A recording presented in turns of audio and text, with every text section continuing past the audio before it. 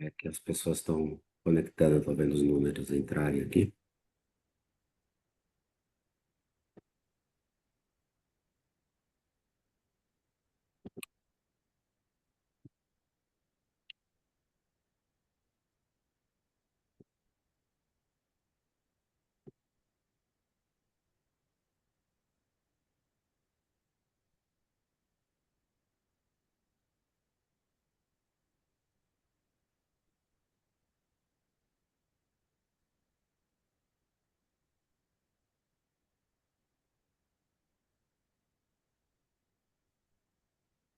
Ainda estão entrando. Peraí, mais um minuto.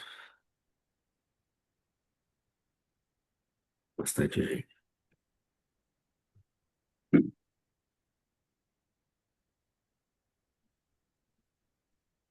Bom dia, pessoal. Sejam bem-vindos ao nosso webinar do Departamento Tributário do Stock Forbes. Eu sou, para quem não me conhece, eu sou Renato Coelho. Eu estou aqui com os meus sócios Andresa Ribeiro e Renato Stanley. E hoje nós falaremos sobre as duas recentes alterações legislativas que têm gerado bastante debate aí no mercado, que são a MP 1303, né, que traz uma reformulação no sistema de tributação do mercado financeiro e outras medidas, e o decreto 12499, na verdade, o terceiro decreto, dentro de um período de um mês, que traz aí importantes alterações na legislação do IOF, dos IOFs, né? Do IOF crédito, do IOF câmbio e do IOF seguros. Então, a ideia aqui é a gente passar com vocês um overview do que foi, quais foram as principais alterações e uma visão crítica já de alguns pontos que a gente entende bastante importantes de serem debatidos aqui. Quem que vai compartilhar a apresentação, Andresa ou Stanley? Olá, pessoal, bom dia a todos. Muito obrigada pela presença e participação. Como o Renato comentou, acho que a nossa ideia aqui é fazer um overview, né, dessas regras. Temos muitas alterações, então a gente pretende aqui, né, tratar das principais, começando pela questão do decreto do IOF, o decreto 12499, que saiu na última quarta-feira. Como o Renato comentou, a gente teve alterações tanto em relação ao IOF crédito, quanto ao IOF TVM, ao IOF câmbio e também ao IOF seguros. A gente vai tratar aqui das principais, para deixar todos aí na mesma página de onde a gente está nesse momento. Esse tema do IOF a gente tem já discutido há bastante tempo, né? Tivemos algumas alterações recentes. O último decreto foi o decreto 12466, que foi do final do mês de maio, que o governo federal já tinha instituído algumas alterações importantes na alíquota do IOF crédito, principalmente para mútuos e operações de crédito em geral feitas para mutuários, pessoas jurídicas. E com todas as discussões que a gente teve ali entre governo federal e Congresso, a gente teve uma reformulação, né, umas pequenas alterações ali, e o cenário atual é mais ou menos o seguinte. Bom, em relação ao IOF crédito, as operações com mutuários, pessoas jurídicas, permanecem sujeitas àquela alíquota de 0,082. Isso foi uma tentativa do governo de equiparar a tributação das pessoas físicas com as pessoas jurídicas, né? As pessoas físicas já há bastante tempo estão sujeitas a essa alíquota diária de 0,082. As pessoas jurídicas até maio estavam sujeitas à alíquota de 0,041. E em maio a gente teve essa alteração e essa alteração foi mantida, né? Em maio a gente tinha tido também uma alteração na alíquota adicional. Essa alíquota adicional do IOF, que incide uma única vez, né, não é essa sistemática de alíquota diária, ela veio desde a época que a gente teve o final da CPMF, né, foi instituída essa alíquota adicional de 0,38, e em maio o governo tinha tentado alterar especificamente para os empréstimos com mutuários pessoas jurídicas, tentado alterar a alíquota adicional para 0,95. Então, para empréstimos que a gente diz que é o principal é definido, né, não é aquele empréstimo saldo devedor diário, né, um empréstimo conta corrente, mas sim um empréstimo que tem um valor definido no montante a ser emprestado, a gente tem uma alíquota máxima em maio de 1,88, que passou a ser de 3,95 e agora a gente teve, né, uma redução para 3,38. equiparando os mútuos tomados por pessoas físicas aos mútuos tomados por pessoas jurídicas, né? Então, acho que o resumo seria esse. Agora, o empréstimo de principal definido está sujeito a uma alíquota de 3,38, a alíquota máxima do IOF. Além disso, acho que uma grande discussão, né, que estamos tendo desde maio é essa alteração do IOF sobre as operações de risco sacado, né, Renato, que você queria até inclusive comentar, porque tem uma grande confusão no mercado sobre quais tipos de operações são essas. Até então, até maio, a gente tinha uma clareza de que essas operações não estavam sujeitas ao IOF, muito por conta do entendimento do mercado de que a gente está falando de uma operação de fornecimento, né, que tem como pano de fundo venda de mercadorias, então a gente não tinha a incidência do IOF, tinha até uma dúvida, deveria ter, não ter, mas de uma maneira geral o mercado sempre entendeu que isso não deveria estar sujeito ao IOF. E o decreto de maio trouxe essa alteração de passar a considerar essas operações como uma operação de crédito. Você quer comentar, Renato? Fica à vontade. Não, é exatamente isso. A operação de risco sacado, o governo trouxe essa previsão de incidência do IOF crédito. A operação de risco sacado, em certa medida, ela ficou mais conhecida em virtude de algumas questões envolvendo companhias abertas. Mas quando a gente fala de risco sacado, da operação de forfait, ela tipicamente, nós vamos falar das subdivisões, mas ela é uma operação triangular. O que é uma operação triangular? É uma operação que ela envolve a instituição financeira, o fornecedor e o adquirente dos bens e serviços. E, tipicamente, uma operação de risco sacado, como diz o próprio nome, ela é uma operação de financiamento, depois a gente fala se isso é crédito ou não, mas uma operação de financiamento no sentido econômico, não do fornecedor. Ele é um financiamento de quem adquire, quem compra os bens e mercadorias. Exemplo clássico de risco sacado. Eu adquiro do meu fornecedor uma produção de um bem e eu tenho que pagar em 30 dias. Por meio de uma operação de risco sacado, o banco paga o fornecedor e eu pago o banco em 90 dias, ou seja, é uma operação de crédito no sentido econômico, tradicionalmente, daquele que compra do fornecedor. Por isso que ela chama operação de risco sacado. Então, e aí nós vamos ver a confusão que o novo decreto fez, porque ele retirou o sacado, como aparentemente retirou como contribuinte do IOF Crédito, mas, mais uma vez, a operação típica de risco sacado, uma operação em que o banco ele não financia o fornecedor, ele financia quem adquiriu o bem ou serviço do fornecedor para que esta pessoa pague o fornecedor e tenha uma nova linha com a instituição financeira. Claro que nós sabemos que existem operações de risco sacado que se assemelham muito mais com financiamento ao fornecedor, muito parecido, inclusive, com uma compra de recebível, né? O fornecedor tem um valor a receber do seu cliente de D mais 30, D mais 60, D mais 90, e este fornecedor, ele antecipa os valores por meio de uma cessão de crédito. Seja de uma forma ou seja de outra, como você está falando, quando a gente está falando de um risco sacado, que não é uma operação típica, que é uma operação de cessão de crédito, a cessão de crédito, por definição, não é uma operação de empréstimo, né? Existe até solução de consulta, falando que quando envolve coobrigação, ela pode caracterizar uma operação de crédito, mas se eu simplesmente antecipo um recebível, eu estou fazendo um desconto de uma fatura.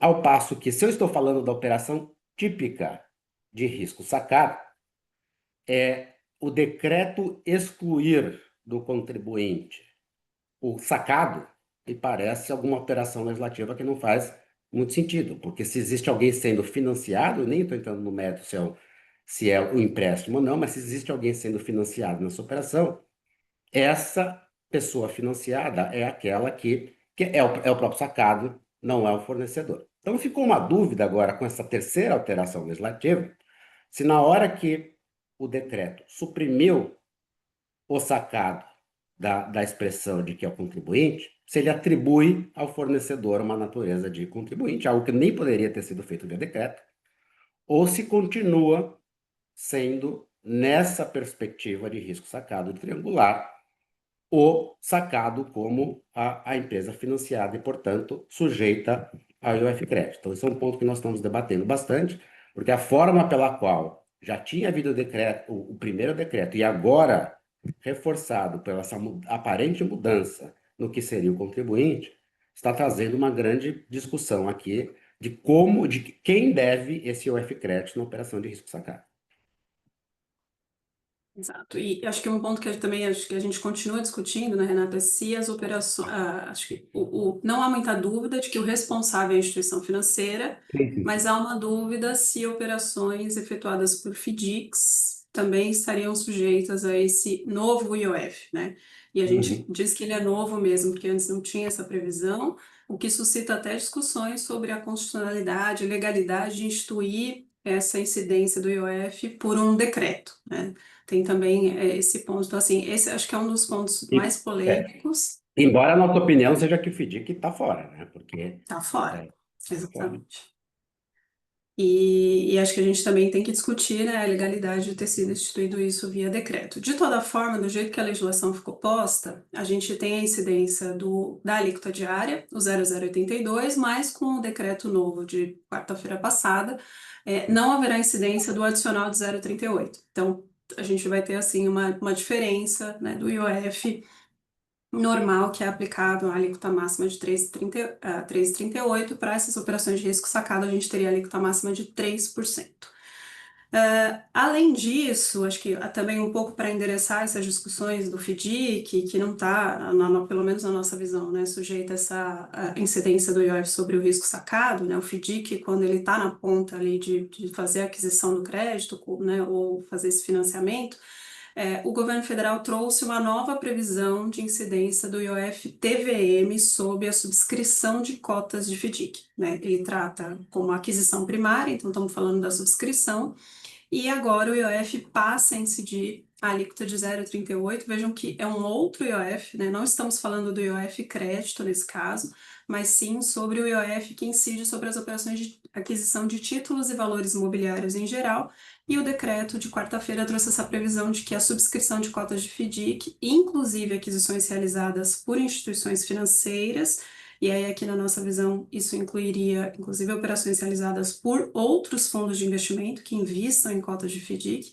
Essas subscrições agora ficam sujeitas ao IOF-TVM de 0,38. Ficou apenas preservada as operações que foram realizadas até o último dia 13, né, a subscrição e não a integralização, né, o decreto exigiu apenas a subscrição das cotas, e aquisições realizadas no mercado secundário permanecem sem a incidência do IOF. Então, a gente tem essa novidade de incidência do IOF-TVM sobre subscrição de cotas de FDIC.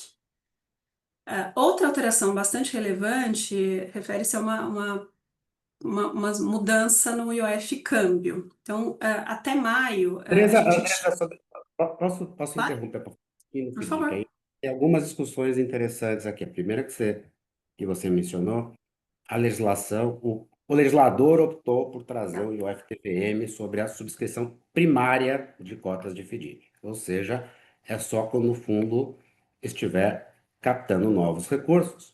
E a própria legislação, e o próprio decreto fez um carve-out de que a subscrição feita até sexta-feira passada estaria com carve-out e não falou de integralização, e sim de subscrição, diferentemente da MP do Imposto de Renda, que nós vamos ver que ele usou a expressão subscrição e integralização. Então, a partir desta data, qualquer tipo de subscrição primária de cotas de fundo de investimento em direitos creditórios estaria sujeita a COF-TVM, incluindo instituições financeiras, incluindo fundos de investimento, porque a legislação é suficientemente abrangente para incluir todo e qualquer pessoa, entidade que fizer a subscrição. A próprio regulamento do IOF, quando ele isenta do IOF-TVM as operações feitas pelas carteiras do fundo, ele traz em outro contexto, e não no contexto de uma subscrição primária. Então, portanto, ele deveria estar abrangido para qualquer tipo de cotista do fundo. Perfeito.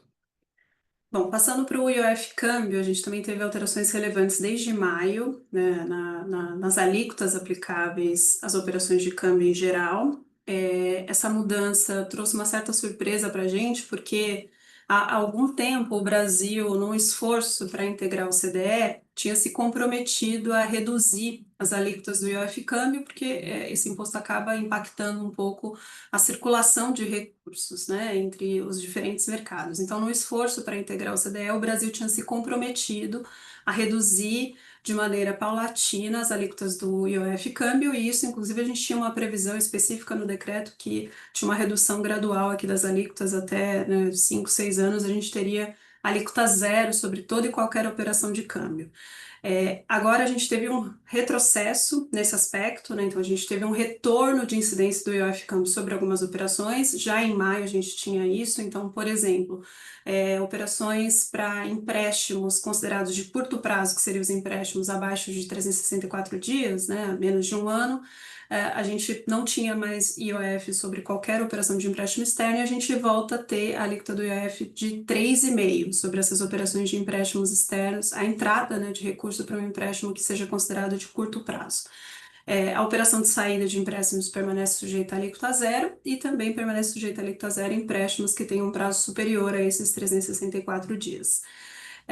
Também tivemos várias alterações nas alíquotas de operações feitas por pessoas físicas mesmo, constituição de disponibilidade no exterior, né, aquisição de moeda, todas essas operações agora estão sujeitas ao IOF de 3,5%, e isso não foi alterado com esse novo decreto de junho, né, permaneceu as alterações que vieram em maio. O que o decreto de junho conseguiu corrigir? Bom, em maio, a gente tinha tido uma previsão genérica de que o IOF sobre as operações de saída de recursos do país, em geral, né, então, operações que não estão definidas a lei especificamente como sujeitas à alíquota zero, como, por exemplo, remessa de dividendos, né, as operações em geral ficariam sujeitas à alíquota de 3,5%.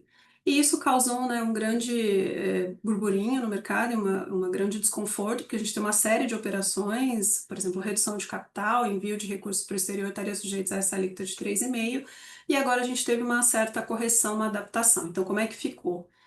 O governo previu que retorno de recursos aplicados por investidor estrangeiro em participação societária em geral, então, dividendos de JCP já estava zerado, mas a gente também agora tem essa previsão, por exemplo, para redução de capital e outras operações que significam retorno de recursos relacionados à aquisição de participação societária no país, estão sujeitas à alíquota zero.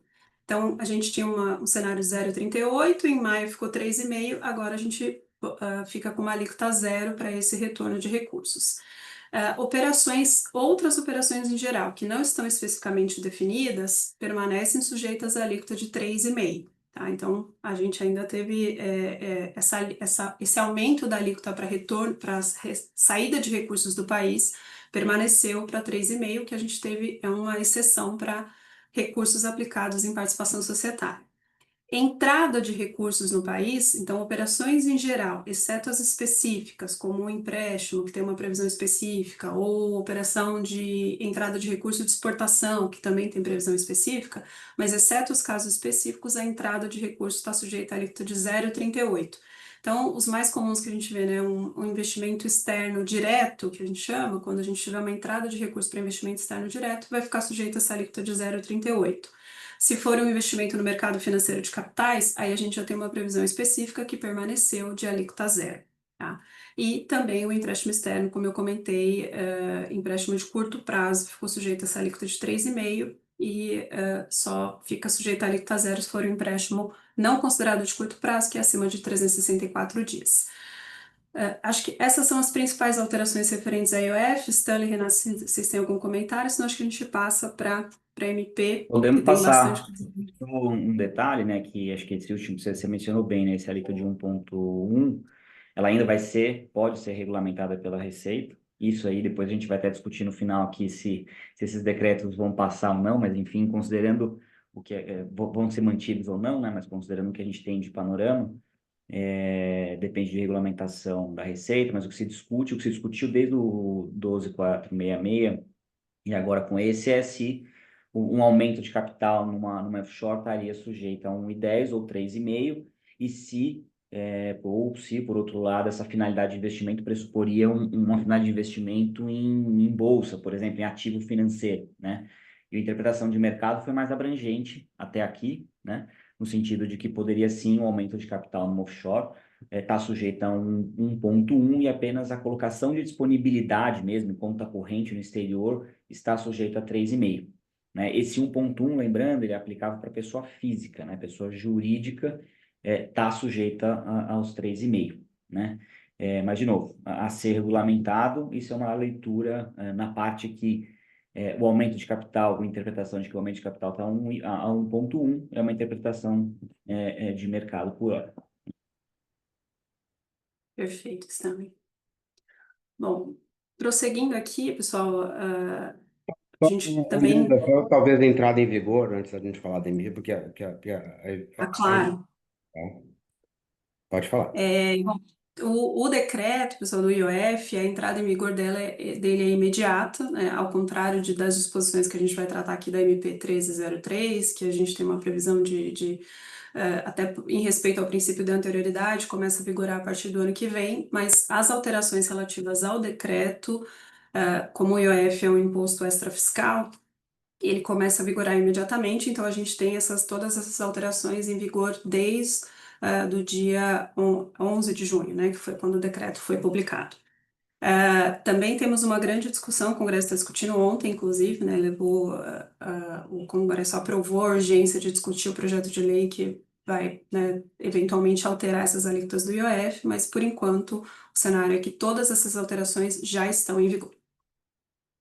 Tem até algumas discussões que nós já estamos acompanhando pelo fato dele, assim, o IOF, por ser um tributo de caráter regulatório, extrafiscal, ele não está sujeito, por definição, à anterioridade e à legalidade. E nós sabemos que já existem algumas ações em curso no mercado, a despeito desse movimento do decreto legislativo que foi aprovado a urgência ontem, inclusive, para eventualmente derrubar. Existe aí algumas discussões no mercado.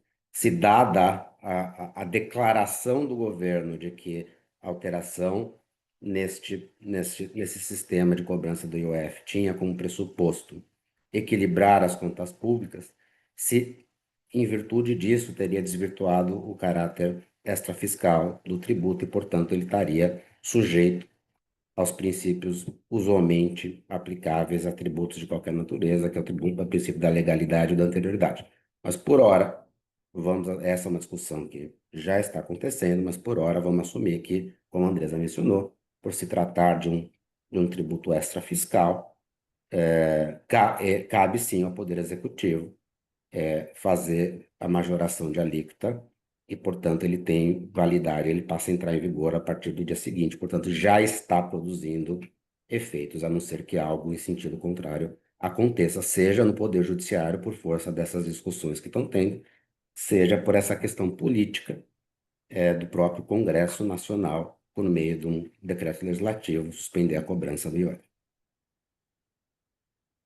Perfeito. Passando para as alterações da MP 1303, pessoal,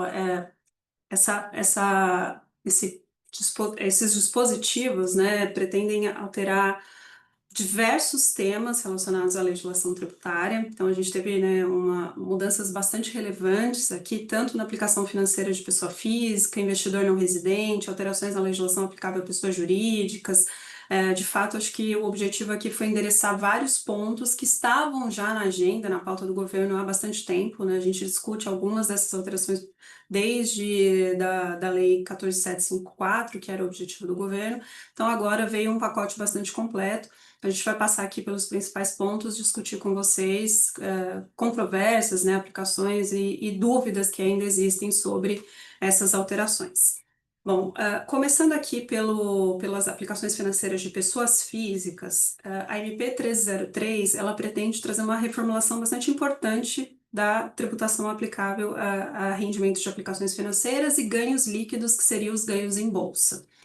Desde da lei da offshore, né, a MP e a lei 14.754, o governo já endereçava um pouco, já trazia é o desejo de trazer uma equalização, né, da tributação aplicável, tanto às aplicações financeiras aqui no Brasil, quanto aplicações offshore, né? O objetivo era instituir uma tributação mais uniforme. Isso, talvez, o objetivo, né, alterou bastante. Às vezes a gente vê, né, algumas discussões no sentido de ser injusto a tributação do jeito que ela é, mas a gente tem que lembrar que a tributação do jeito que está hoje tinha objetivos um pouco distintos no passado, né? Então, aplicações financeiras de renda fixa, por exemplo, que estão sujeitas hoje às alíquotas regressivas, o grande objetivo era incentivar a poupança de forma que quanto mais tempo você ficasse com os recursos aplicados, você tinha uma alíquota beneficiada em comparação com quem faz investimentos de curto prazo. Também temos uma tributação diferente para aplicações no mercado financeiro, então rendimentos de bolsa estão sujeitos a uma alíquota de 15% flat, né, sem a tabela regressiva, porque também o objetivo, à época da instituição da tributação, era incentivar aplicações no mercado financeiro de capitais. Se eventualmente esses objetivos são alterados, né, a tributação acompanha, então agora o que se pretende é instituir uma tributação mais equânime, tanto em aplicações financeiras de renda fixa, como ganho líquido em bolsa. Então, o que a gente percebe aqui pela MP, se eventualmente ela for aprovada, a gente vai ter um regime de incidência do imposto de renda, uma alíquota de 17,5% para aplicações de renda fixa, né, substituindo o que a gente tem hoje, que são a tributação regressiva de 22,5% a 15%, conforme o prazo de aplicação.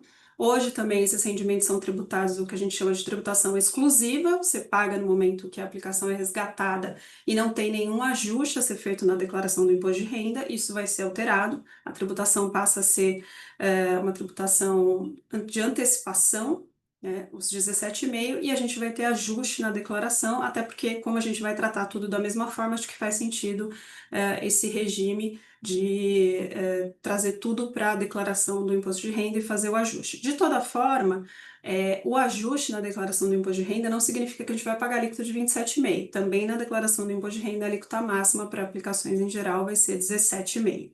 Tá? Também tivemos alterações importantes em relação à compensação de perdas, né? A legislação hoje traz algumas restrições. Agora, como, né, de novo, o grande objetivo é padronizar tudo, a gente vai ter a possibilidade de compensar perdas em aplicações financeiras com ganhos em operações de renda variável, né? A gente vai poder juntar tudo. E a legislação também prevê que eu vou poder compensar não apenas no próprio ano, como eu vou poder seguir com essas perdas e compensar nos 5 períodos de apuração posteriores. Vale lembrar que esse regime de 17,5% vale tanto para aplicações financeiras no Brasil quanto lá fora. Então, aplicações em offshore, rendimentos, aplicações financeiras que também não sejam em offshore, mas aplicações financeiras fora do país, também vão ficar sujeitas a essa alíquota de 17,5%. Isso é uma, desculpa, As... interromper, mas Não, imagina. isso é uma questão muito bem-vinda, né? Porque essa possibilidade de você fazer uma ampla compensação de ganhos e perdas decorrentes de operações realizadas no mercado financeiro, o que antes não era possível. Pior do que isso, né? Antes, dentro de própria renda variável, você tinha day trade, não day trade, você tinha inúmeras restrições. Isso é uma questão muito importante e muito interessante, que vai não só facilitar, como trazer muito mais eficiência para o contribuinte na medida que ele vai poder fazer um grande somatório de ganhos e perdas para saber qual que é a tributação que ele vai aplicar no mercado financeiro. Eu tenho aí algumas restrições com relação a essa limitação de 5 anos. Acho que é um papo para a gente conversar depois, porque isso não é... Eu sei que essa discussão já teve lá na década de 90 com relação a prejuízo fiscal de pessoa jurídica, mas compensação de prejuízo não é em débito tributário. Então, o fisco é base, né? A legislação limitar a compensação em 5 anos é algo que me parece questionável, porque nós não estamos falando de prazo decadencial que seria aplicável ao débito tributário. Mas, enfim, superada essa questão dos 5 anos, essa é uma novidade importante e muito bem-vinda, que é a possibilidade de você fazer uma ampla compensação de ganhos e perdas. Exato. O que eles restringiram, Renato, foi especificamente para mútuo, né? Porque mútuo de recursos financeiros é tratado na legislação já atualmente como aplicações de renda fixa, Então, a gente tem hoje a mesma tributação, né, de regressiva, vai passar a ficar sujeito aos 17,5 também, mas especificamente em relação às operações de mútuas de recursos financeiros, a legislação não trouxe essa possibilidade de compensação. E também vale a gente pontuar que as perdas até 31/12 de 2025 vão ficar sujeitas ao regime atual. Então, de fato, a gente vai passar a ter um novo regime a partir de 26. Uma questão, os ganhos líquidos, como a gente está comentando, o grande objetivo é padronizar tudo. Então, ganho líquido, que hoje a gente tem um tratamento específico de 15%, e ganho líquido, leia-se, né, operações em bolsa, hoje a gente tem uma tributação de 15%, também vai passar ficar sujeito aos 17,5%, com a possibilidade da gente ter essa compensação geral de perdas, que a gente está comentando, que é uma alteração importante, mas o governo manteve a isenção, né? Hoje a gente tem uma isenção específica para vendas em bolsa de até R$ 20.000 no mês. Essa alteração foi mantida. O que a gente teve foi também uma alteração importante em relação à forma de apuração. Hoje, os ganhos líquidos são tributados de forma mensal. Acho que também é bem-vinda essa alteração, porque vai facilitar a vida do contribuinte. Ele passa a ser trimestral. Então, ao invés da gente recolher todo mês, vamos recolher no trimestre. E aí, essa isenção dos 20.000 no mês, a gente só teve uma atualização do valor para 60.000, mas é no trimestre, né? A gente não teve uma questão que também era bastante solicitada no mercado, né, da gente ter uma ampliação desses 20.000, já que ele foi instituído há bastante tempo e a inflação ele acabou não sendo atualizado, mas isso o governo não endereçou por enquanto, então a gente manteve os 20.000, mas agora para o trimestre. Então a gente está falando de operações realizadas nos 3 meses até 60.000, teria isenção. Se superar esses 60.000, a gente paga o imposto sobre todo o valor e não, né, não tem nenhum limite ali de até 20.000 ser isento. Essas alterações todas, e a gente vai falar isso bastante aqui da MP, elas valem a partir do ano que vem, já que a gente está falando de alteração de alíquota, incremento de imposto, e tudo isso precisa respeitar o princípio da anterioridade. O governo também endereçou algo que estava na pauta há bastante tempo, que é a venda dos ativos virtuais. Então, o grande objetivo aqui, como é padronizar tudo, então, venda de criptomoedas e criptoativos em geral também vão ficar sujeitos à alíquota de 17,5%. A única restrição foi em relação às perdas, né? A gente não vai poder compensar a perda de criptomoeda com aplicações financeiras e ganhos líquidos. Aí, as perdas nessas operações vão poder ser compensadas apenas com ganhos das operações específicas com ativos virtuais. Temos também alterações relevantes nas operações incentivadas e isentas, certo, Stanley? É isso aí, é isso aí. Essas operações, elas já não estavam, né, não tinham o tratamento geral, por assim dizer, das aplicações, né, de renda fixa. Então, elas eram incentivadas porque até então, até hoje, pelo menos, né, até o final do ano calendário, elas são operações isentas, né?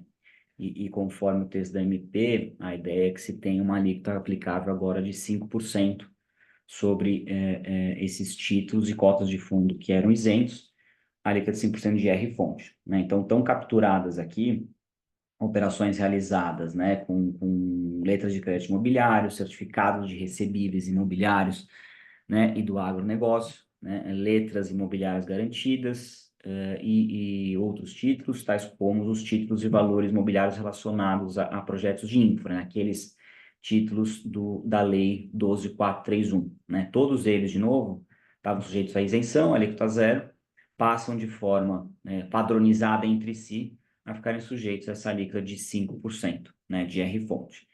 Aqui, e aí, diferentemente do que aconteceu lá com o IOF sobre FDIC, que a gente falou de subscrição, a gente tem uma salvaguarda, né, para operações, para valores, né, títulos, inclusive cotas de fundos de investimento que tenham sido emitidos e integralizados até dezembro de 25. Né? Então, a gente não vai ter toda a tributação, entre aspas, aí sobre o estoque. Né? Essas operações, elas ficam, ainda que realizadas até 31 de dezembro, ficam sujeitas ao regramento atual de isenção ou alíquota zero.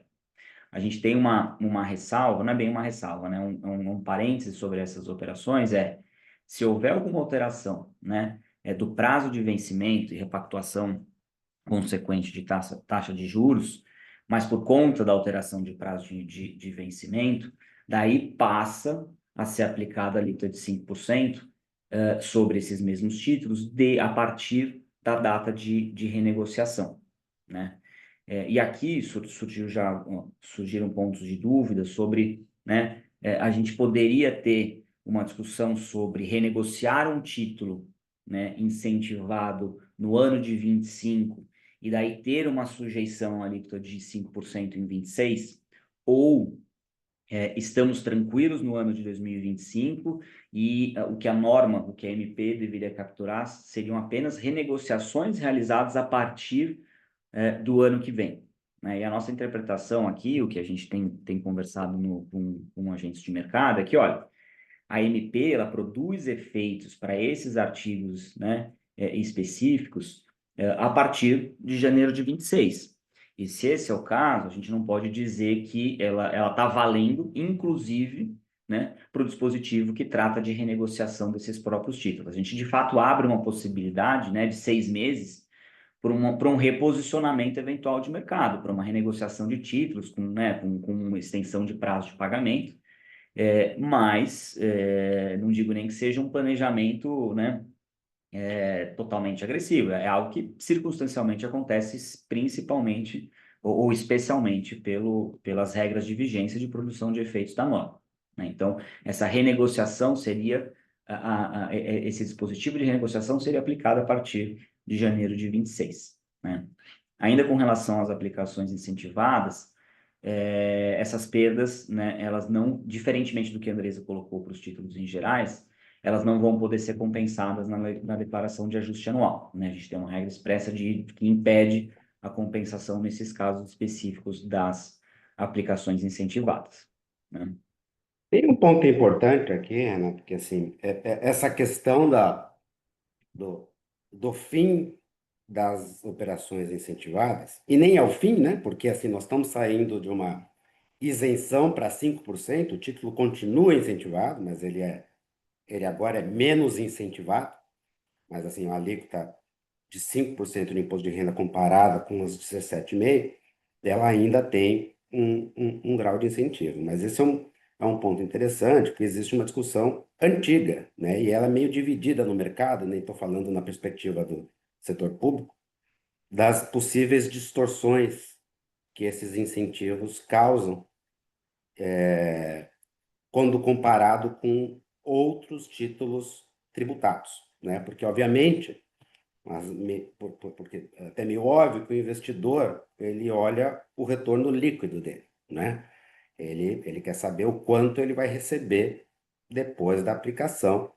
Então, para outros títulos não incentivados serem competitivos, eles precisam pagar uma taxa de juros maior para que o retorno líquido seja equivalente. E isso gerava, e ainda gera, porque, mais uma vez, 5% continua, só diminuiu o incentivo, mas o incentivo ainda existe, algumas distorções alocativas aqui, de forma que produtos que não estão sujeitos a esse incentivo, eles necessariamente têm que remunerar uma taxa maior para que o efeito líquido para o investidor seja equivalente ao título incentivado. Então, a nossa experiência mostra que, embora isso venha num pacote de medidas para equalizar o ajuste fiscal, existe uma certa bola dividida entre os próprios contribuintes, os entes privados, sobre a conveniência desses incentivos setoriais, vis-à-vis que eles também causam incentivos à alocação de recursos em determinadas aplicações em detrimento de outras. Exato, exato. E até pegando gancho nesse ponto, que é bem importante, que você causa efeitos de mercado, né? Acho que quando a gente olha para as aplicações em geral, a própria, né, a uniformização das alíquotas, independentemente do prazo de investimento, pode causar outros incentivos ou desincentivos, né? A gente tinha como racional histórico das alíquotas regressivas era o fomento na aplicação de mais longo prazo, né?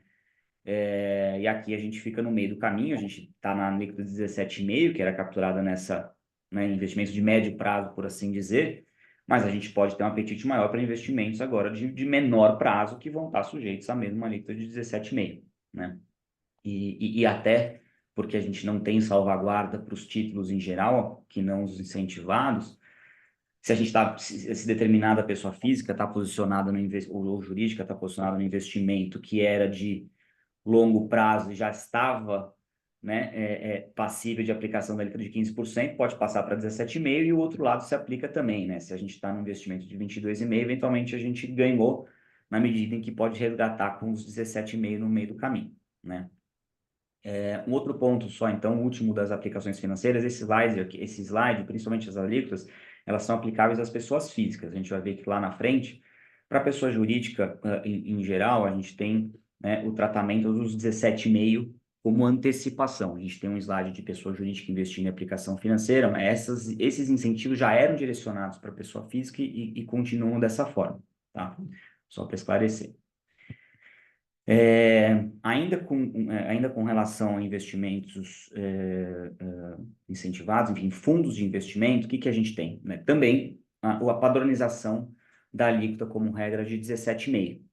Né? A gente tinha situações de aplicação de alíquota regressiva, situações de aplicação de alíquota de 15%. Aqui estamos olhando mais especificamente também, né, para o investimento pessoa física residente. A gente vai trazer aqui o tratamento de pessoa jurídica e de investidor não residente, né? Mas, como regra geral, então, a gente tem os 17,5% aplicáveis, né? E essa regra acaba capturando FIM, FDICs, FIPs, né, FIAs e ETFs, os fundos de índice, né? A gente teve mais recentemente as alterações da 14754, que trouxeram já atualizações aí no regramento de aplicações em fundo. A MP vem para mexer um pouco no que era recente a 14754, né? Então, podemos considerar que a alíquota de 17,5 é a que vale, né? Passará a valer em janeiro de 26. Ela é aplicada também, né, sob o regime de come-cotas, né? Os fundos, a gente não teve uma alteração da dinâmica de come-cotas. Então, os fundos que eram sujeitos a come-cotas permanecem, os que não eram permanecem sem o come-cotas, né? O que a gente tem aqui não mais, né, de acordo com o MP, não mais aquela dinâmica de alíquota de 20 ou 15, conforme o prazo da carteira do fundo. Aqui é 17,5 também flat sobre os come-cotas, né? Podemos passar, Adriano. E aí, alguns regramentos específicos dentro, né, de fundos, né? Então, você tem essa regra geral, e alguns desses fundos ficam sujeitos, assim como já eram, sujeitos a um tratamento diferenciado, né? Então, acho que vale primeiro, a gente comenta aqui de FI e FIAGRO, né? O que a gente tem que a MP trouxe, e principalmente para esses fundos, alterações bem relevantes, né? A MP primeiro disse que as carteiras, né, de investimento, né, dos próprios fundos, daqui nesse primeiro momento não estamos olhando para os cotistas, estamos olhando para o investimento do fundo, elas ficam isentas, né, de R. Então, estamos falando de rendimento, ganho líquido, relacionados a quaisquer títulos, TVMs, né, e demais aplicações integrantes das carteiras desses fundos. O que a gente tem até então, é que esses fundos, apesar de ter o portfólio que a gente fala assim, né, de aplicação nos ativos que são elegíveis ou enquadráveis no fundo ser isento, a gente tem uma dinâmica de tributação das aplicações, né, de renda fixa, que, de acordo com a MP, deixa de existir. A gente tem dúvidas, por exemplo, aqui de aplicação de legislação, se FII investindo em FII, na medida em que aliena cotas, pode estar sujeito à tributação geral de aplicação de aplicação financeira. De acordo com o MP, isso deixa de existir. A gente não tem essa tributação, né? Com relação aos cotistas, o que a gente tem? Regra geral, a gente sai de uma alíquota de 20% para ir para essa alíquota de 17,5% também, flat, conforme todos os outros fundos. A não ser nas hipóteses em que o fundo, o FII ou FIAGRO, sejam fundos, né, incentivados. Os FIIs e FIAGROS, hoje em dia, que são incentivados, eles estão sujeitos à alíquota zero, né, quando pagos os rendimentos para as pessoas físicas, tá? A dinâmica da MP propõe a alíquota de 5%, calibrando com a alíquota de 5% de títulos incentivados, né? Você precisa, para tanto, ter um fundo, né, negociado em bolsa com no mínimo 100 cotistas. E o cotista, para ter o benefício, ele não pode ter cotas que representem 10% ou mais do fundo, ou se ele tiver pessoas ligadas, que representem 30% ou mais do fundo. Cumpridos esses requisitos, aplica-se a alíquota de 5% agora, não mais a de zero. Como o Renato mencionou, a gente perde o benefício, perde, mas nem tanto, né? É um benefício ainda se comparado com outros instrumentos, tá? Aqui também a gente vale a salvaguarda, né? Então, o IR-fonte de 5 não se aplica para cotas de fundos emitidas integralizadas até dezembro de 25. O que pode eventualmente ocorrer na prática a partir de 26? A gente pode ter fundos com cotas integralizadas em 25 e cotas integralizadas em 26 com regramentos distintos? Juridicamente, sim. Acho que na prática também. A gente tem falado no mercado e não é algo impossível, realmente, de rastrear, né?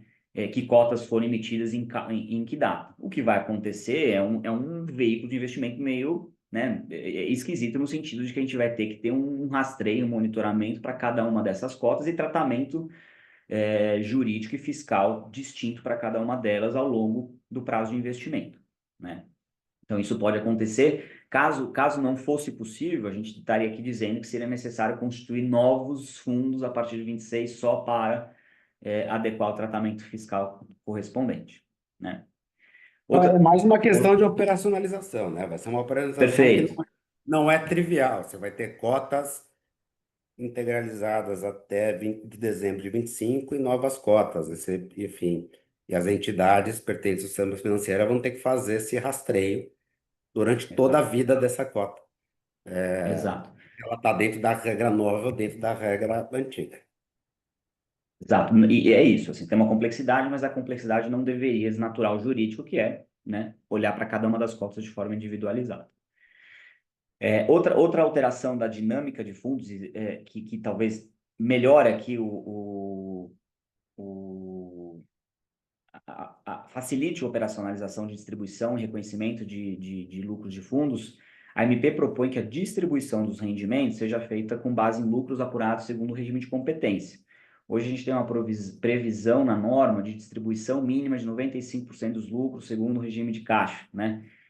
Que traz alguma complexidade ali na apuração do que é o lucro, segundo o regime de caixa, né? O que não é lucro comprometido com investimento futuro, né? Então, a gente passa aqui para uma distribuição vinculada a regime de competência, tá?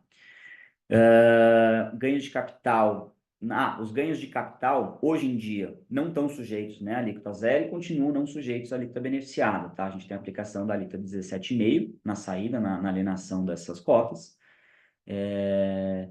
E por último, o que a gente teve foi, né, a revogação de uma equiparação do FII, de uma possibilidade de equiparação do FII a uma pessoa jurídica. Né? A legislação propõe hoje em dia que o FII seja equiparado para todos os fins fiscais, né? Então, seja pagador de tributos, na medida em que um cotista majoritário, um cotista com mais de 25%, ele seja, ao mesmo tempo, sócio, construtor, incorporador do empreendimento em que investe o fundo, né? Nesses casos específicos, o fundo passa a ser tributado como pessoa jurídica. E a MP propõe a revogação desse dispositivo da legislação, né? Então, Isso já tem gerado esse dispositivo, que é um dispositivo da final da década de 90 de autuações equiparação. clássicas, né? Autuações clássicas e, em certa medida, esquisitas, né? Com uma interpretação bastante extensiva do fisco, do que é um sócio do empreendimento, o fato de eu já ter sido proprietário um dia e ter subscrito nas cotas do fundo, se isso descaracterizaria o fundo de investimento imobiliário e ele passaria a ser tratado como PJ. Isso, mais uma vez, é muito bem-vindo, embora a gente esteja falando de coisas aqui que também não são bem-vindas, tem muita coisa aqui que é bem-vinda, e essa revogação desse dispositivo da 9779, que gerava um contencioso, a nosso ver, desnecessário e com uma interpretação bastante extensiva do fisco, ela vai facilitar muito a indústria de fundos de investimento, somada essa questão do lucro, distribuição de 95% por caixa, porque também existiu uma discussão histórica se era disponibilidade de caixa ou se era lucro por competência, e aí você olhava se existia caixa. Isso também está sendo solucionado ao tratar a distribuição dos resultados do fundo de acordo com o regime de competência. Isso aí. Os últimos dois incentivados aqui, FIPE. e o fundo de infra, né, o FIPE da 11.478, o fundo de infra da 12.431, passam para a pessoa física estarem sujeitos à alíquota, né, de 5%. A gente tinha aplicação de alíquota de 0%. Né? Então, a gente tem, de novo, também a calibragem para os 5% de aplicações incentivadas. Aqui uma curiosidade, né? Por exemplo, situações que podem surgir, o fundo de infra da 12431, ele é um fundo que investe em títulos da 12431, né?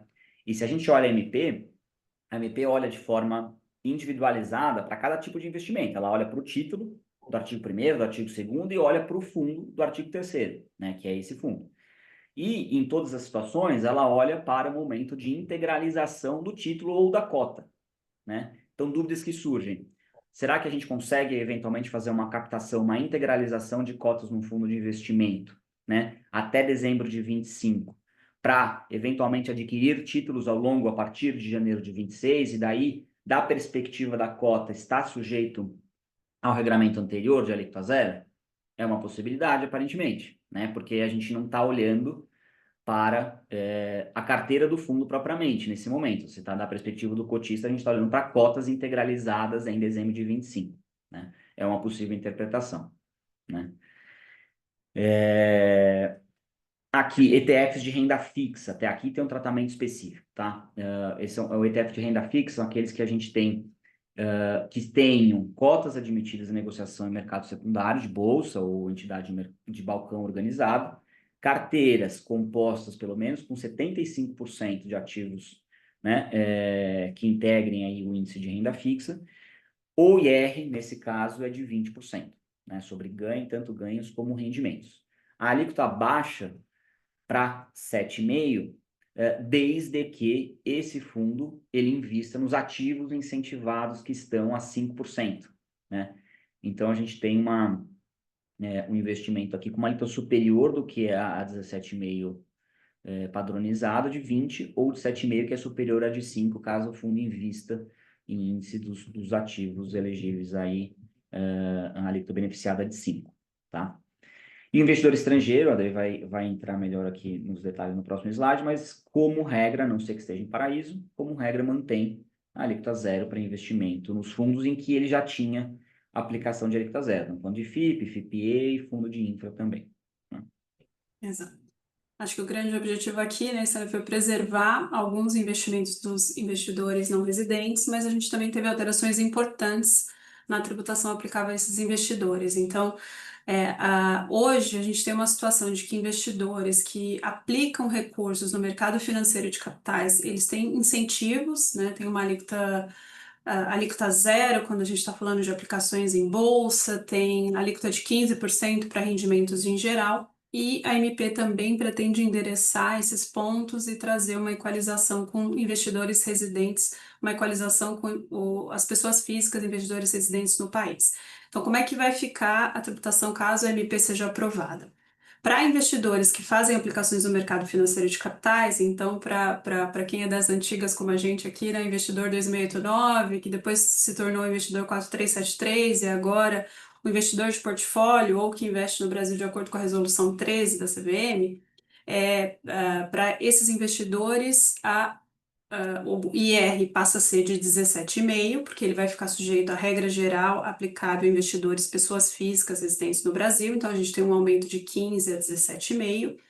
E aplicações no mercado financeiro de capitais, especificamente em bolsa, a gente tinha antes, né, da MP 1303, uma grande discussão se a isenção que hoje é prevista, né, a alíquota zero, ela se aplicava para quaisquer operações realizadas em bolsa, e a MP pretende endereçar um pouco esse tema, trazendo uma restrição.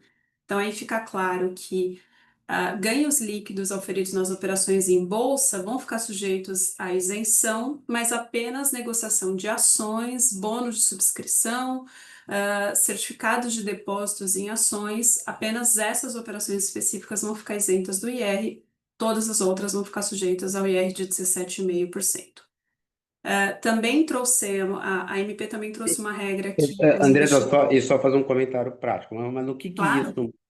do que isso mudou com relação ao regime atual, né? Falou porque existe uma também uma histórica discussão se outros valores mobiliários negociados em bolsa, tal como cotas de fundo de investimento e até alguns títulos de renda fixa, se eles se beneficiavam, se o É que isso mesmo. prevalecia era o ambiente de negociação ou a natureza do rendimento, né? Então, tem uma discussão também, desde a minha época de estagiário, de se alguns títulos negociados em ambiente de bolsa se prevalecia o ambiente de negociação e, portanto, o investidor estrangeiro que vendesse esses títulos em ambiente de bolsa atrairia a regra da isenção, não a regra do título.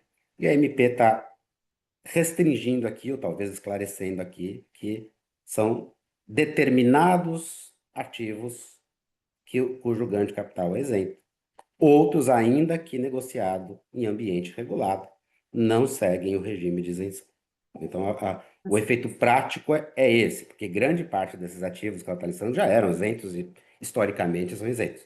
Ela só está limitando ou esclarecendo, dependendo como você vê isso, quais são os títulos cujo ganho é isento de tributação, né, quando feitos em ambiente de bolsa. E bolsa e balcão organizado, né, Sim, Renato? sim, Também às vezes bolsa e é balcão organizado. uma É grande que balcão discussão organizado nossa. é bolsa para fins É fiscais. bolsa, exato. Mas ela trouxe, e é muito bem-vindo ela trazer sempre para não deixar dúvida para ninguém. Isso tudo que a gente está comentando, pessoal, vale para investidor não residente em país de tributação normal, né? Para países de tributação favorecida, a MP trouxe uma regra geral de que fica sujeita à alíquota de 25%. Acho que a gente vai ter, né, algumas discussões aqui, porque até hoje os investidores que fizessem aplicações no mercado financeiro de capitais, então o investidor de portfólio, o investidor 4373, ainda que residente em paraíso fiscal, ele estava sujeito ao mesmo tratamento da pessoa física residente no Brasil. Então, a gente tinha uma situação de aplicação das alíquotas regressivas, por exemplo, de 22,5% a 15%, ou para ganhos líquidos em bolsa, ele estava sujeito aos 15%. E com essa nova regra, né, a MP trouxe a regra de que ele está sujeito à alíquota de 25%, isso inclusive para eventuais aplicações em fundos de investimento, né? Então, isso é uma alteração também relevante para investidores residentes em paraíso fiscal. Lembrando que tem um tempo que a gente não tem atualização da lista, né? Acho que a revisão ali de alguns países específicos também seria muito bem-vinda para endereçar, né, todo esse contexto que a MP está trazendo aqui. O que a gente também teve uma alteração importante na questão da conversão dos investimentos. Outra discussão histórica, né? Então, é interessante que a MP traz alterações na legislação, incremento de tributo, mas também endereça, né, algumas discussões históricas que a gente tem dúvidas, né? E contencioso administrativo e judicial. Então, ela também trouxe esse tema da conversão de investimentos. Então, ela trouxe uma regra de que se eu estiver fazendo uma conversão de um investimento direto para o investimento em portfólio, então o antigo investimento 4131 para o investimento 4373, a gente sempre discutiu que não deveria haver incidência do imposto de renda sobre essa conversão, porque não estamos falando de uma operação de realização, não há realização de renda nessa operação, é simplesmente uma troca de regime. Então, a gente sempre discutiu que não deveria haver incidência do imposto, o fisco, por outro lado, sempre entendeu que deveria haver, a MP agora endereça, e aí, como o Renato falou, né, você tem duas interpretações, ou ela diz que só incide a partir de agora, ou ela só está interpretando, acho que isso é algo para a gente discutir daqui para frente, mas, de fato, ela trouxe a regra de que a gente tem incidência do imposto de renda sobre essa conversão, e o imposto vai ser devido sobre a diferença entre o valor de mercado do título nessa época e o custo de aquisição daquele determinado investimento. E aplica-se a tributação de ganho de capital. Então, estamos falando das alíquotas progressivas de 15 a 22,5%. Por outro lado, ela traz também, e nesse ponto esclarece que a conversão do investimento de portfólio, então o atual investimento 4373, a conversão desse investimento para o investimento direto, que a gente sempre entendeu que não deveria ter imposto mesmo nessa situação, a MP também confirma que essa conversão é isenta de imposto e o valor, o custo de aquisição do investimento direto a partir de então é o valor de mercado na data da conversão. Então, aqui a gente tem uma isenção e, eventualmente, um step-up de custo, esclarecendo esse ponto que era uma discussão histórica também. Além de todas essas alterações no mercado financeiro, a gente tem alterações nas pessoas jurídicas, mas acho que você tem um comentário antes, certo, Renato? Essa essa alteração, propósito de alteração legislativa com relação aos flips de investimento, né, seja do investimento direto para portfólio, portfólio direto, ela vai suscitar algumas discussões muito interessantes, né? Primeiro é aquela discussão filosófica também, se existe, que a regra ela é impositiva. Por definição, a norma ela é impositiva, ela não é esclarecedora. Então, se existe uma norma que entre em vigor a partir do ano que vem, versando sobre os efeitos fiscais da conversão, significa que até hoje não existiu uma regra nesse sentido, e que, portanto, essas conversões não estavam obrigadas a serem feitas a valor de mercado e, portanto, com os efeitos fiscais relacionados. Acho que esse é o primeiro ponto. Segundo, aquela outra discussão clássica também, de que eu não estou vendendo nada numa migração de investimento, né? Eu estou trocando um regime por outro. E aí tem uma questão importante aqui com relação à legalidade e constitucionalidade de uma cobrança do imposto de renda, sendo que eu continuo proprietário da ação, só que eu estou num regime menos favorável para mais favorável e vice-versa. E acho que o terceiro ponto é para todas aquelas operações de fechamento de capital, né, em que o investidor continuou na posição antiga 4373, agora resolução 13, e anos depois, algumas vezes muitos anos depois, é, faz a migração do investimento em portfólio, que já não é mais portfólio, porque a companhia está com capital fechado há muito tempo, para investimento direto, e qual que vai ser o corte do valor de mercado que vai ser utilizado para ter esse step-up de custo, dado que a companhia saiu de bolsa já há muito tempo. Então, enfim, eu tendo a dizer que é uma regra que trouxe mais dúvidas do que soluções, porque ela não endereça o passado e com relação ao futuro ela vai trazer muita discussão. Felizmente, para nós tributaristas, sempre tem novas discussões para a gente nunca parar de discutir. Vai lá, Stanley. Legal. E acho que o último ponto aqui que a gente traz na apresentação são as alterações para a pessoa jurídica, né? Parte delas para capturar foram as alterações, o que vão ser as alterações de aplicação financeiras, né? E outras esparsas que a gente vai ver, né? Então, com relação a investimento de pessoa jurídica em aplicações financeiras, a gente também vai ou segue a regra geral, né, de retenção na fonte de alíquota 17,5. Aqui, contudo, né, para a pessoa física também não é exclusivo na fonte, a gente viu que a gente vai jogar na declaração de ajuste, mas não para fins de tributação adicional, simplesmente para fins de apuração e eventual apropriação de perdas e ganhos, né? Mas para pessoa jurídica, não. Para pessoa jurídica, o tratamento é de antecipação para que a pessoa jurídica submeta, né, essa aplicação à tributação de IRPJ, CSL, jogue na base de ambos os tributos. Então, os 17,6 antecipação dos 25, por exemplo, de IRPJ, né? E, como regra geral, as perdas, elas seguem a regra de dedutibilidade de pessoa jurídica, né? Acho que vale também a gente ter alguns parênteses, por exemplo, com relação aos títulos incentivados da 12431, títulos de infraestrutura, aqui a gente não teve um mero ajuste, né, de alíquota. Lá, circunstancialmente para esses títulos, a gente tinha uma previsão de tributação de 15% exclusivo na fonte. Então, a pessoa jurídica não precisava submeter a tributação do IRPJ de 25%. A dinâmica aqui foi trocar os 15 pelos 17,5, mas não só, né? Tratá-lo como antecipação também para esse título incentivado, o que representa um aumento de 10 pontos percentuais na tributação da pessoa jurídica em vista num papel incentivado a 12.431, né? Acho Outra que a alteração, 2431 vai ser muito benéfica mais para a pessoa física agora, né, Stanley? Para a para a pessoa pessoa física, jurídica. exato. O institucional provavelmente já era uma conta que dava quase elas por elas, vai migrar agora para os títulos da 14.801, que são as novas debêntures de infraestrutura, que já previam uma tributação regressiva e com tributação como necessidade de complementação pela pessoa jurídica para IRPJ e CSL, mas com aquele benefício de dedução adicional, exclusão adicional para o emissor, né? Então, o institucional vai provavelmente migrar para 14.801, porque aí deixa de ser interessante a 12.431, né, para a pessoa jurídica. O JCP, que hoje tem a alíquota de 15%, passa, como proposta, a ter uma alíquota de 20%, sem, por outro lado, a gente ter alteração nos critérios de, né, de dedutibilidade, né, em quais contas serem consideradas, os limites que já foram revisitados aí até de forma recente pela legislação, né? Pode passar, Adriano. Tá, a CSL, né?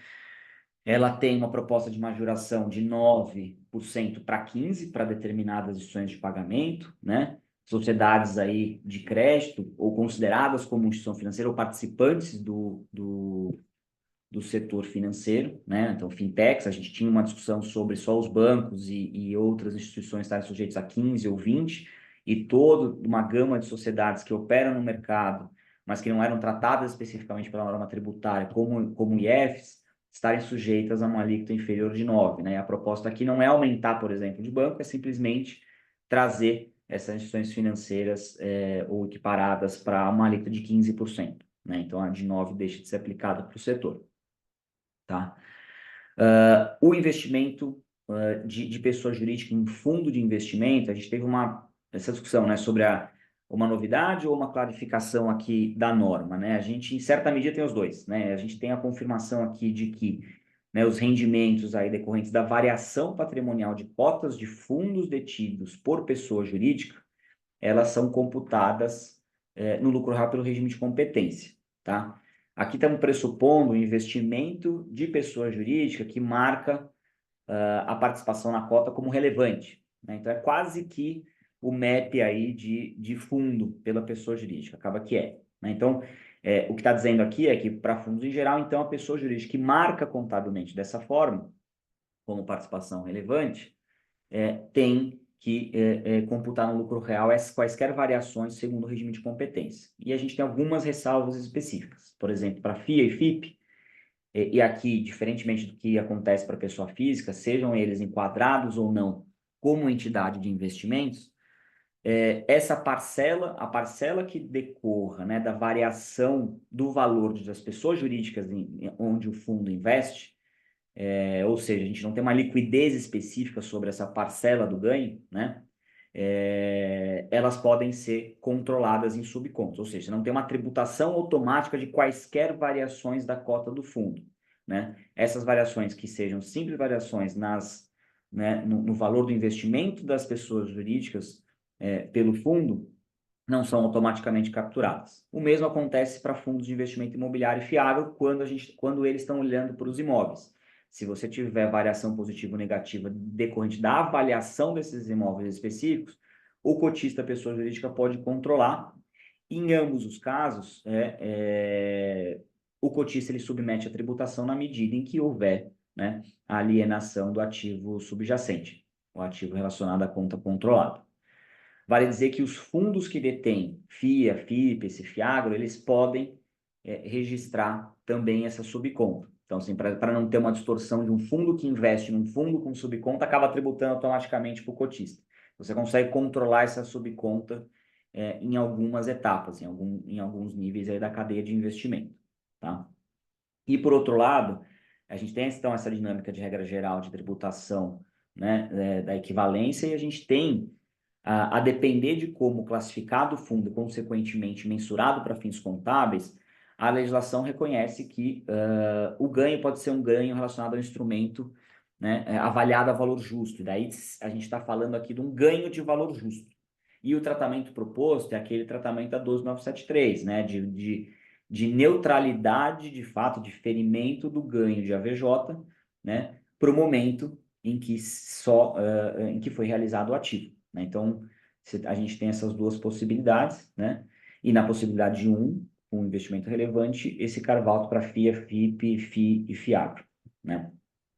Um assunto que a gente vai discutir a partir de agora, né, se eventualmente a MP for aprovada, é que se eu marcar essa participação ao mercado do fundo, não há clareza de que a realização do ativo no nível do fundo dá o trigger de tributação do valor justo, ao passo que quando eu estou Exato. avaliando pelo método da equivalência patrimonial, ficou claro que eu preciso tributar. Então, isso é algo que a gente vai ter que ver daqui para frente e discutir como isso vai ser tratado. Perfeito, bem observado, é isso mesmo. E aí passa a ser ainda mais relevante como as empresas encaram a classificação contábil do investimento em fundo. Tem algumas empresas que interpretam que independentemente da relevância ou não, estamos falando de um ativo financeiro, deveria ser marcado, né, como tal, avaliado a valor justo, mas aqui a gente vai ter que ter uma discussão um pouco mais aprofundada, assim como passou a ser a discussão sobre classificação de fundo como entidade de investimento no contexto, né, das normas anteriores, principalmente para investimento de pessoa física, agora a classificação contábil para pessoa jurídica passa a ser ainda mais relevante, né? No lucro presumido, adotado o regime de reconhecimento por competência, segue a regra geral de lucro real. Se for utilizado o regime de caixa, daí a gente tem uma blindagem nesse sentido dessa norma, porque você tem a tributação de rendimentos conforme a amortização, resgate das cotas, conforme efeito caixa, né? Últimos pontos aqui para a gente não se estender muito, né? Mas hedge, a MP flexibiliza, de certa forma, né, os requisitos de dedutibilidade desses derivativos com contraparte no exterior. A gente tinha previsão só de operações realizadas em bolsa, agora a gente fala de resultados negativos realizados a preço de mercado, né, registrados em bolsa ou balcão, organizados ou não no Brasil ou no exterior. Então a gente tem uma flexibilização aqui, porque também é matéria de discussão histórica, né, Renato? Exato, se existia, e até existiu uma discussão se houve revogação tácita, revogação expressa, mas você tem regra da década de 90 que veda a dedução de perda no mercado de derivativos, ainda que para finalidade de hedge, quando incorridas no exterior, a não ser que registradas em ambiente de bolsa. Mais uma vez, isso é uma regra, tem laços mais de 20 anos, e agora a proposta até para trazer para a realidade do mercado, porque tem vários mercados derivativos que nem existem no Brasil. A empresa precisa se internacionalizar do ponto de vista de operação de hedge, não necessariamente operações em bolsa é o melhor ambiente para a companhia se redear. Então, agora a legislação veio finalmente, depois de muito pedido, ela se aperfeiçoar e se atualizar, permitindo que as companhias brasileiras façam instrumentos derivativos em mercado no exterior, ainda que não seja em ambiente de bolsa, e que essa perda seja considerada dedutível para fins do imposto de renda, até porque é uma despesa que é necessária e usual à pessoa jurídica. O contribuinte só está fazendo esse derivativo para se proteger. Isso aí. E aqui, por fim, a gente teve, né, o aumento da carga aí tributária das BETs em 6%, proposta de 12% para 18%, né? E no que se refere a compensações de tributos, né, por pessoas jurídicas, a gente teve uma vedação adicional aqui para situações em que o crédito, né, ele seja decorrente de pagamento indevido ou maior, mas que tenha fundamento em documentação de arrecadação inexistente. Aqui parece mais razoável, né? E o segundo ponto é para vedar compensações cujo crédito ele seja decorrente da não cumulatividade de PIS e COFINS, mas que originalmente o crédito não tenha vinculação direta com a atividade econômica do sujeito passivo, né? Com relação a esse segundo ponto, parece uma limitação demasiada aqui do princípio da não cumulatividade de PIS e COFINS, né? Fato é que a gente tem a ANP para ou grande parte dos temas que a gente discutiu, válida a partir de janeiro de 26, para CSL e BETs a partir de outubro de 25 e para as regras de compensação, vigência imediata, né? Então, essa parte das compensações, ela na prática está acontecendo, né? E as demais se verificam um pouco lá na frente. Talvez o ponto aqui para a gente arrematar e finalizar é que essa medida provisória ela traz vários pontos e é capaz de uma coisa contaminar a outra. Mais uma vez, a simplificação, a uniformização das regras de tributação do mercado financeiro, até a previsão legal de dispositivos que antes estavam só em sua normativa, é algo muito bem-vindo e mais do que isso, que o governo estava 2 anos anunciando, no mínimo 2 anos anunciando, que viria uma uniformização, simplificação e equalização das regras de tributação no mercado financeiro, até pelas distorções que já existiam.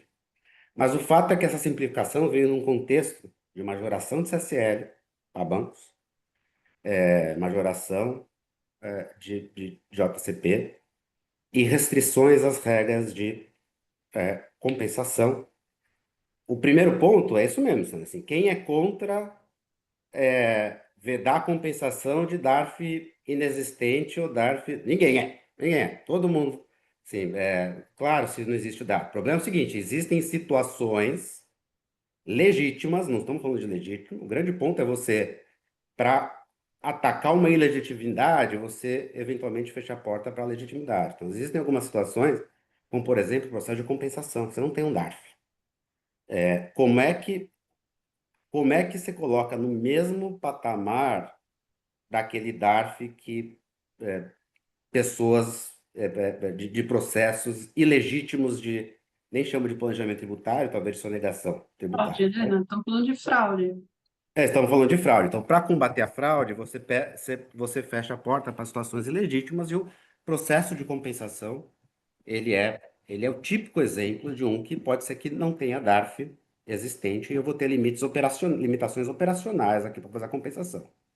E o segundo, me parece uma tentativa de mudar a decisão do STJ, né? Porque o STJ ele se pronunciou no sentido do critério da relevância e essencialidade para fins de compensação de PIS/COFINS, e o governo, via legislativa, está tentando criar uma restrição à revelia da decisão do STJ, num critério subjetivo de não guardar relação com a atividade econômica, o que quer que seja isso, para fins de compensação de crédito.